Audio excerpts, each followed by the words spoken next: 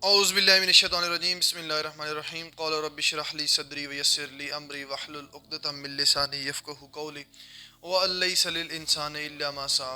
अस्सलामु अलैकुम फ्रेंड्स, उम्मीद करता हूँ कि आप सब लोग खैरियत से होंगे और अपनी अपनी ज़िंदगियों में बहुत सारा एंजॉय कर रहे होंगे। अच्छा, आज हम लोग एक्टिविटी करने जा रहे हैं। हमारे पास एक्टिविटी है टेस्ट योर सेल्फ 9.2। इसके अंदर जो क्वेश्चन है वो बेसिकली हम जितने भी प्रीवियस टॉपिक पढ़ चुके हैं, law of mass action, law of mass action की डेरिवेशन है, इक्विलिब्रियम कांस्टेंट क्या है, डायनामिक इक्विलिब्रियम क्या है, रिवर्सिबल इरिवर्सिबल रिएक्शन, ये उनसे रिलेटेड जो है ना वो एक्टिविटी है। तो चलते हैं। सबसे पहले यहाँ पे पहला क्वेश्चन है define the law of mass action. ये सिंपल डेफिनेशन है लॉ ऑफ मैस एक्शन की, जो कि ऑलरेडी हम कर चुके हैं। तो अगेन मैं जो है ना यहाँ बता देता हूँ। The rate at which a substance reacts is directly proportional to its active mass. Basically कोई भी सब्सटेंस जब वो आपस में रिएक्ट करता है तो उसके जो रिएक्टेंट है, उसका जो रेट है, रिएक्टेंट का रेट, वो किस पे डिपेंड करता है? The rate at which a substance react is directly proportional to its active mass. जो सब्सटेंस है उनके जो यानी कि रिएक्शन का जो रेट है, उनके जो आपस में रिएक्ट करने की स्पीड है, वो बेसिकली उनके एक्टिव मैसेज पे डिपेंड करती है। आगे next, and the rate of reaction is directly proportional to the product of the active masses of the reacting substances. और बेसिकली हमारे पास जो रेट ऑफ रिएक्शन है वो किस पे डिपेंड करता है? वो डायरेक्टली प्रोपोर्शनल है product of the active masses of the reacting substance. जो रिएक्टिंग मैसेज आपस में यानी कि रिएक्टेंट आपस में क्या कर रहे हैं, रिएक्शन कर रहे हैं, उनके यानी कि टू द प्रोडक्ट। टॉपिक क्या है हमारे पास? प्रोडक्ट है, और उसके बाद जो है ना यानी कि डिनोमिनेटर में रिएक्टेंट है। तो इस तरह जो रेट ऑफ रिएक्शन है वो किसके डायरेक्टली प्रोपोर्शनल है? Product of the active message, यानी कि प्रोडक्ट के जो एक्टिव मैसेज हैं उन पे डिपेंड कर रहा है। उसके बाद हमारे पास सेकंड क्वेश्चन है how is the active mass represented. Active mass जो है बेसिकली हम उसको किस तरह रिप्रेजेंट करते हैं? तो एक्टिव मैस रिएक्टेंट का एक्टिव मैस या प्रोडक्ट का एक्टिव मैस, ये दोनों के क्या है? यानी कि एक्टिव मैसेज। और एक्टिव मैस का मतलब ये होता है कि वो कितने कंसंट्रेटेड है, कितनी कंसंट्रेशन है रिएक्टेंट की और कितनी कंसंट्रेशन है प्रोडक्ट की। तो जब कंसंट्रेशन की बात आती है तो फिर हम जो है ना वो कौन सा यूनिट यूज़ करते हैं? मोलैरिटी यूनिट यूज़ करते हैं। मोलैरिटी टर्म यूज़ करते हैं जिसका यूनिट है मोल पर डी एम क्यूब। तो बेसिकली एक्टिव मैसेज जितने भी हैं, चाहे वो रिएक्टेंट के हों चाहे वो प्रोडक्ट के हों, तो हम उनको किस में शो करते हैं, किस में मेजर करते हैं? मोल पर डी एम क्यूब में करते हैं।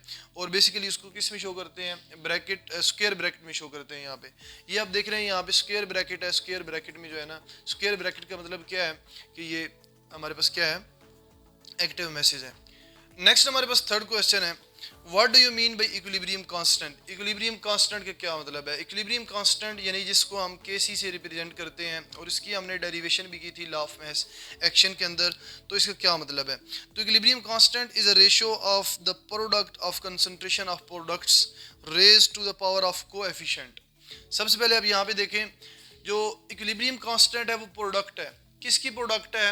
Ratio of product of the molar concentration of products. यहाँ पे हमारे पास जो क्या है, ये कंसंट्रेशन है, यानी कि ये प्रोडक्ट्स हैं, और ओवर क्या है? रिएक्टेंट है। यानी कि इक्विलिब्रियम कांस्टेंट क्या है? रेशियो है प्रोडक्ट ओवर रिएक्टेंट की। प्रोडक्ट में क्या है? प्रोडक्ट में बेसिकली ये मोलर कंसंट्रेशन है और raise to the power of coefficient है। ये जो आगे स्मॉल सी और कैपिटल स्मॉल डी जो है, जो पावर में है, बेसिकली क्या है? ये कोएफिशिएंट है। तो equilibrium constant is directly proportional आप कह सकते हैं, या आप कह सकते हैं कि equilibrium constant is a ratio of the product over reactant. Product में क्या है? प्रोडक्ट में उनकी जो है ना वो एक्टिव मैसेज हैं या उनकी कंसंट्रेशन है, और उसके बाद क्या है? उनके आगे कोएफिशिएंट है। सिमिलरली इसी तरह रिएक्टेंट है, रिएक्टेंट की कंसंट्रेशन है, मोलर कंसंट्रेशन है या कंसंट्रेशन है, और फिर क्या है? आगे उसके कोएफिशिएंट है, raise to the power coefficient. Equilibrium constant is a ratio of the product of concentration of products raised to the power of coefficient to the product of concentration of reactants raised to the power of their coefficient in the balanced chemical equation। यानी कि जो chemical equilibrium है, सो equilibrium constant जो है, equilibrium constant product over reactant की क्या है? Ratio है, जिसमें प्रोडक्ट की कंसंट्रेशन और उनकी जो है ना वो raise to the power coefficient to the product of concentration of reactant raised to the power of their coefficient। ठीक है, तो इस तरह जो है ना ये क्या है? ये एक इक्विलिब्रियम कांस्टेंट है हमारे पास। तो ये बेसिकली डेफिनेशन थोड़ी सी जो है ना वो कम्प्लेक्स है, लेकिन अगर आप इस फार्मूला को देख के याद करेंगे तो इसके एक्सप्रेशन को देख के याद करेंगे तो ये इजीली याद हो जाएगी। उसके बाद फोर्थ क्वेश्चन है point out the coefficient of each in the following hypothetical reaction. ये कुछ हाइपोथेटिकल रिएक्शन है। हाइपोथेटिकल रिएक्शन का मतलब ये होता है कि ये जो है ना, जिनको हम ABCD से जो है ना वो शो कर रहे हैं, ठीक है, जर्नल रिएक्शन शो कर रहे हैं हम इनको।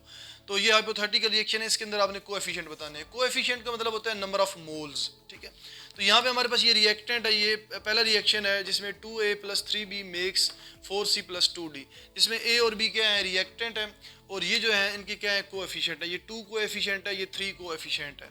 कोएफिशिएंट का मतलब क्या है कि ये नंबर ऑफ मोल्स है, यानी कि जो A हमारे पास रिएक्टेंट है वो कितने नंबर ऑफ मोल्स हैं, 2 नंबर ऑफ मोल्स हैं, और जो B रिएक्टेंट है उसके कितने नंबर ऑफ मोल्स हैं, 3 नंबर ऑफ मोल्स हैं। आगे C + D प्रोडक्ट है, और C के साथ जो कोएफिशिएंट है 4, इसका मतलब है कि 4 नंबर ऑफ मोल जो है बेसिकली यहाँ पे प्रोडक्ट के जो है प्रोड्यूस हो रहे हैं, और यहाँ पे 2 नंबर ऑफ मोल जो है वो क्या है, यानी कि प्रोडक्ट डी के वो प्रोड्यूस हो रहे हैं, ठीक है। उसके बाद सेकंड रिएक्शन है हमारे पास 4x मेक्स 2y + 3z। यहाँ पे जो कोएफिशिएंट है वो 4 है, और यहाँ पे कोएफिशिएंट 2 है, और यहाँ पे कोएफिशिएंट 3 है, ठीक है। ये 4, 2, 3 किसको शो कर रहे हैं, नंबर ऑफ मोल्स को शो कर रहे हैं। आगे थर्ड हमारे पास जो इक्वेशन है 2m + 4n मेक्स 5O। तो यहाँ पे m + n क्या है, रिएक्टेंट है, और जो है ना आगे प्रोडक्ट बन रही है वो क्या है, O है, ऑक्सीजन है, सॉरी आप O कह सकते हैं, ऑक्सीजन नहीं कह सकते, इसको O कह सकते हैं आप।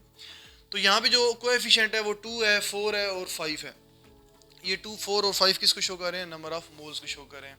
आगे नेक्स्ट हमारे पास है right the equilibrium constant Kc expression for the following reaction. ये हमारे पास 3 जो है ना वो डिफरेंट केमिकल रिएक्शन दिए गए हैं, इनकी हमने क्या लिखनी है, Kc इक्विलिब्रियम एक्सप्रेशन लिखना है, इक्विलिब्रियम कांस्टेंट एक्सप्रेशन। तो पहली क्वेश्चन है 2NO2 मेक्स N2O4। यहाँ पे 2 मॉलिक्यूल NO2 नाइट्रोजन डाइऑक्साइड के 2 मॉलिक्यूल आपस में रिएक्शन करके कंबाइन होके क्या बना रहे हैं, प्रोडक्ट N2O4 बना रहे हैं, हमारे पास डाई नाइट्रोजन टेट्रा ऑक्साइड बना रहे हैं। तो इसके अंदर बेसिकली आप देख रहे हैं हमने क्या लिखना है, इसका इक्विलिब्रियम कांस्टेंट एक्सप्रेशन लिखना है, Kc लिखना है। तो Kc = प्रोडक्ट ओवर रिएक्टेंट होता है। तो ये हमारे पास क्या है, प्रोडक्ट है, इसके नंबर ऑफ मोल्स क्या है, 1 है। तो यहाँ पे पावर में क्या आएगा, 1 आएगा। अगर आप पावर में 1 लिखें या ना लिखें एक ही बात है।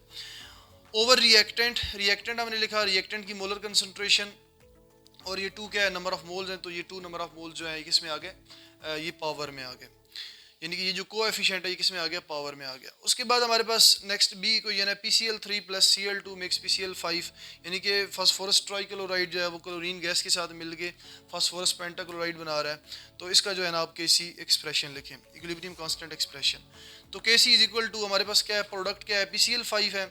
तो यहाँ पे नंबर ऑफ मोल्स 1 है, तो पावर में भी 1 आएगा। अगर आप लिखते हैं तो बेस्ट है, नहीं तो इट्स ओके। आगे रिएक्टेंट है, ओवर रिएक्टेंट है, रिएक्टेंट में हमारे पास PCl3 है और आगे Cl2 है, यानी कि इनकी भी नंबर ऑफ मोल्स क्या है, 1 है। आगे नेक्स्ट हमारे पास थर्ड इक्वेशन है 2SO2 + O2, यानी कि सल्फर डाइऑक्साइड जो गैस है इसके 2 मॉलिक्यूल जो हैं वो ऑक्सीजन के 1 मॉलिक्यूल के साथ रिएक्शन करके आगे सल्फर ट्राइऑक्साइड यानी सल्फर ट्राइऑक्साइड के 2 मॉलिक्यूल जो है वो जनरेट कर रहे हैं।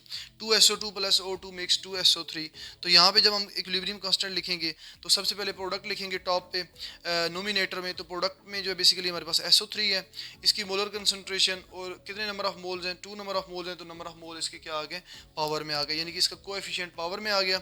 और इस तरह जो रिएक्टेंट है, रिएक्टेंट हमारे पास SO2 है, 2SO2 के मॉलिक्यूल हैं, तो ये जो इसका 2 है वो पावर में आ गया, और साथ में ऑक्सीजन है, और ऑक्सीजन का क्या है, 1 नंबर ऑफ मोल है, 1 नंबर ऑफ मोल है। तो यहाँ पे हम जो है ना इसके पावर में 1 लिख देंगे या नहीं लिखेंगे, एक ही बात है। तो ये हमारे पास एक शॉर्ट सी एक्टिविटी थी जिसके अंदर 5 कंसेप्चुअल क्वेश्चन थे, जिसमें से 2-3 जो है वो डेफिनेशंस हैं सिंपल, और बाकी ये जो 2 क्वेश्चन है ये थोड़े से कॉन्सेप्चुअल थे। तो कोशिश करें कि ये सारी चीज़ें जो है ना आप लोग साथ साथ लेके चलें। ये एक्टिविटीज़ के क्वेश्चन करेंगे तो तभी जो है ना एग्ज़ाम में आप लोग फुल नंबर ले सकते हैं। इसी के साथ मैं अपना लेक्चर एंड करता हूँ। इंशाल्लाह मिलते हैं नेक्स्ट लेक्चर में। इसी के साथ ही अल्लाह हाफिज़।